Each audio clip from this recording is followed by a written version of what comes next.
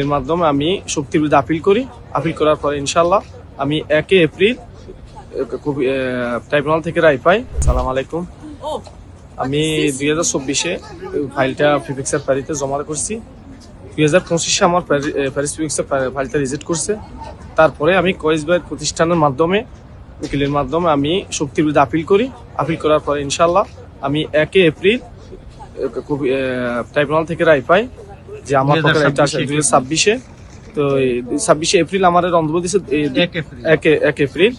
তো আমার আজকে 9 তারিখ আমার ফিক্সার ফারিতে রন্ধব ছিল। কয়েসবার মাধ্যমে ফাইলটা জমা করছি। ইনশাল্লাহ অতি শীঘ্রই আমি ভালো একটা ফলাফল পাবো। ধন্যবাদ। আলহামদুলিল্লাহ ক্রিকেটটা শেষ হয়েছে ইনশাআল্লাহ। আজকে 4 জন আছে, উনি পরে আরো 3 জন। আপনার কয় তারিখ ট্রাইব্যুনালের অডিয়েন্স ছিল, ডেট ছিল? 18 মার্চ। আর 17 তারিখ 3 জনের ছিল, 3 জনই দিচ্ছে। 18 তারিখ উনি ছিল, উনারও দিচ্ছে।